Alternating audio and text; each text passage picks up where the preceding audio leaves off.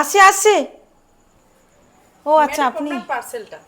হ্যাঁ হ্যাঁ বলছি অনলাইন দেবেন না ক্যাশ দেবেন? আচ্ছা আপনি দাঁড়ান একটু, আমি এক্ষুনি আসছি। এই হ্যাঁ। এটা কেমন পার্সেল এসছে, তা পয়সা দাও। কত টাকা দাম? এটা 1800 টাকা দাম।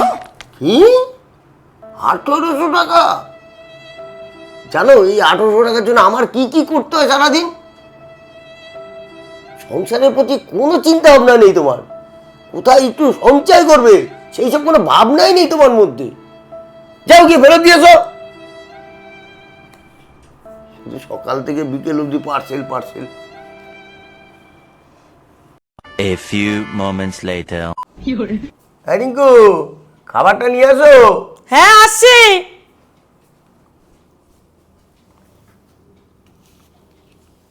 কি গো রিঙ্কু, শুধু ডাল ভাত আর কিছু করনি? তুমি কি বলো? গ্যাসের কি দাম বলো তো? যদি আমি অনেক কিছু রান্না করতে যাই গ্যাসটা শেষ হয়ে যাবে, আবার একটা গ্যাস আনতে হবে। বাজারের কি দাম বলো তো সব জিনিসের? আমাদের তো সঞ্চয় করতে হবে, আমাদের তো ভবিষ্যৎ ভাবতে হবে, আমাদের সঞ্চয় করতে হবে, সঞ্চয়। তুমি ডাল ভাতটাই খেয়ে নাও, তাড়াতাড়ি খাও তাড়াতাড়ি খাও, আরে খাও। 2000 years later.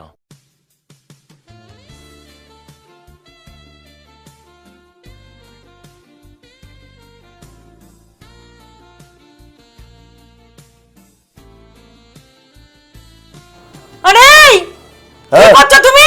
কেন পারফিউম মাখছি? তুমি জানো না বাজারে এখন কত দাম? আমার তো ভবিষ্যতের কথা ভাবতে হবে, আমার তো সঞ্চয় করতে হবে, সঞ্চয়। তুমি যদি এত মাখো তাহলে তো আবার একটা কিনতে হবে। তুমি জানো না বাজারের জিনিসের কত দাম? সঞ্চয় না করলে চলবে কি করে? আরে গা দিয়ে তো ঘামের গন্ধ বেরোবে। আরে দাঁড়াও, তোমার গায়ে ঘামের গন্ধ বেরাবে না, আমার কাছে একটা দারুণ জিনিস আছে। কি জিনিস? এ নাও, এটা পকেটে নিয়ে ঘুরবা, এটা পকেটে রাখবা, তোমার গায়ের ঘামের গন্ধ বেরাবে না। এটা দাও। যত সব। The next day.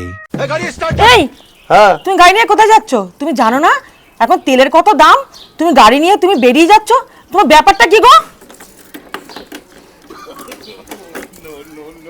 বুঝতে পেরেছি, তোমাকে শপিং করতে দিইনি না, তাই তুমি এসব করছো। হ্যাঁ না, যত ইচ্ছা শপিং করো। হ্যাঁ না, গাড়ি